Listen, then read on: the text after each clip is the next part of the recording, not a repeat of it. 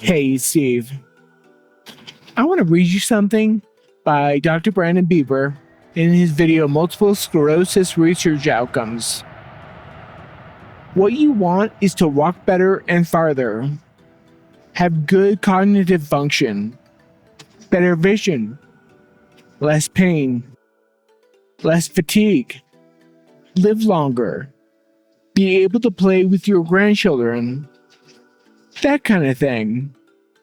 Those are real, meaningful clinical outcomes. We're just hoping MRI scans and ocular computer tomography correlate with those things. Just because I can reduce the number of lesions you have or make your retinal nerve fiber thicker doesn't necessarily mean you'll walk or see better. You might think that the only option to recover from MS is only medication. Well, yeah, I understand. Medication is very important. I mean, I'm an Ocrevus, so no, it's definitely a component. But I mean, just look at this one thing I found. I mean, it's well known. It's called Astrogliosis. And what happens is in our brains, we have astrocytes, these cells called astrocytes. And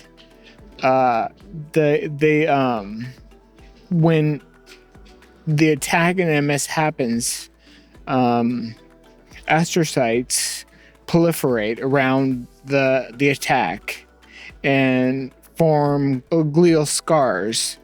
And these are what eventually become our sclerosis. It says here, the presence of these scars can physically and chemically inhibit OPC proliferation and migration and differentiation. And so it's limiting their ability to contribute to remyelination. So we're kind of stuck. Our brain has decided that, okay, we're gonna just cordon off, we're gonna put orange cones around this area and just all traffic has to go around them. Well, there's something to say that, we look at our sclerosis and think that they are the main problem, the only problem. But I mean, I think I read in the past that it's not just the sclerosis. I mean, they're relatively small compared to the massive brain and spinal cord. So it's not the sclerosis themselves, but if they've actually done autopsies of MS patients, and they found that on the MRI, these sclerosis show up, but those white areas or dark areas, however you want to look at them, they're the worst, and they are where you can actually see where it buries its way down to the actual nerve. But overall, throughout the entire brain, there's massive myelin loss, not just in the sclerosis. So that leads you to realize that, okay, or at least that made me realize, okay, it's not just our sclerosis. I mean, we look at it and we're like, oh, that's the worst, and if only those can go away, everything would be all right. But that's not the case at all. What actually has happened is that throughout the entire brain and spinal cord, we have damage, not all the way down to the nerve, but enough that that's what slows the communication. It leads me to realize that what we really need is neuroplasticity. It happens in our brains all the time, but this is where my essentials come into play. And I know that this all the essentials, they activate this neuroplasticity and really get the brain moving, to pardon the weird pun or whatever. But I actually asked ChatGPT what to make of this. And this is what ChatGPT said. It said, your ability to walk without a cane and your overall stability suggests that your nervous system has adapted well, potentially through neuroplasticity.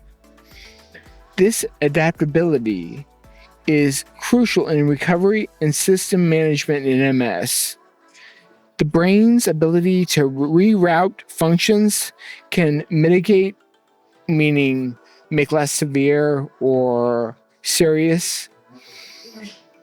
less serious the difficulties arising from any existing lesions. So I think I know, because now, after years and years of doing this, I know that neuroplasticity has really transformed my life. And really, I mean, it's not nothing shiny, nothing like, oh, fantastic, look at this. But it's enough to change my life completely. So yesterday, I had my neurology appointment, my yearly neurology appointment, and it must have been because it was the first appointment of the day, but usually my neurologist is very stoic, but yesterday she was animated, funny, very energetic, but she was, I asked her about the neuroplasticity, and she was like, yeah, I wish more people with MS knew about this. I mean, it's huge. Why don't they do this? I mean, she went on about eating right, exercising, and sleeping, but of course, I have my other ones. But I think that I think it's hard for MS patients because we have symptoms and we might be out of shape, or we might not have access to good food, or we have other sleep problems, but they're huge, just absolutely huge. And I say, yeah, it's probably 10 to 20% medicine, but it's 80 to 90% lifestyle, because I don't think I could have gotten to where I am without doing my essentials. So we flew into Fort Lauderdale late last night, and it took time to get to the hotel and get all my stuff out. I didn't take any supplements yesterday. I was only able to take like my zinc at night.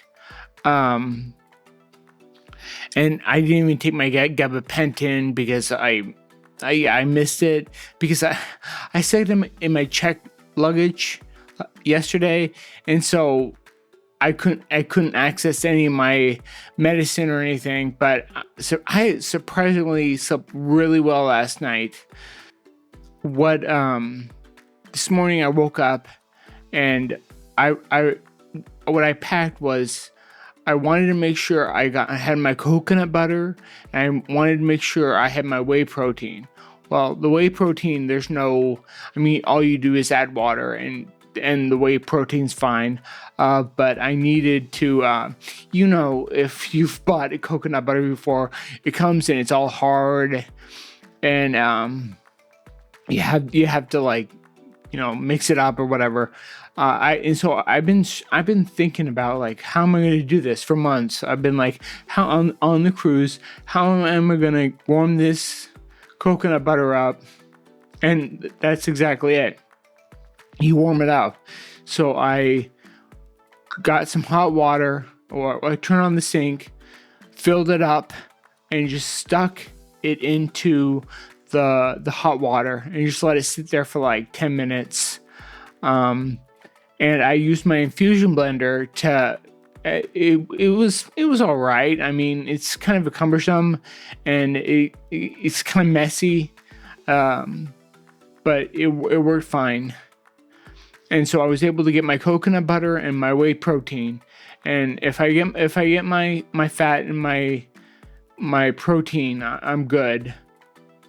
So we went out to eat, not out to eat, but the restaurant in the hotel, and they made me an omelet with some peppers, and you got no green onions, and I mean, I was talking to my mother, and she said, we agreed, it's the whole trip. It's going to be adapting to what is available. So I can't have my regular food. Everything is going to be slightly different.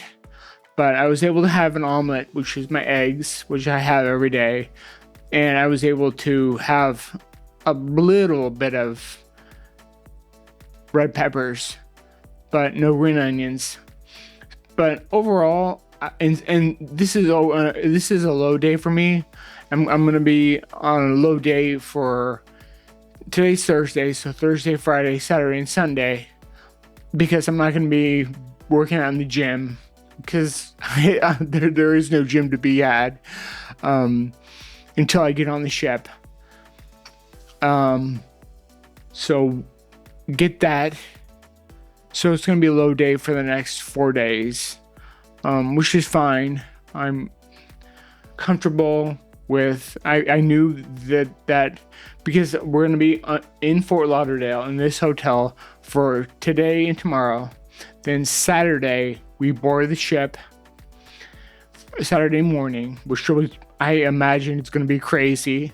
We're getting 3,000 people all together onto a ship, and from what the guy at the front desk said, Monday is going to be like a loading day for a whole bunch of cruise ships. So it's going to be crazy Saturday morning. I mean, this is why I brought my my little Go scooter, just because I didn't know what to expect. I mean, so I have my Go scooter, and I'll be able to get on the ship. But overall, I'm feeling pretty good. I'm feeling really good about this trip so far. And I'm just gonna, so just today and tomorrow, it's gonna be, I mean, this morning, if it was a typical Thursday morning, it would be workout, but obviously not.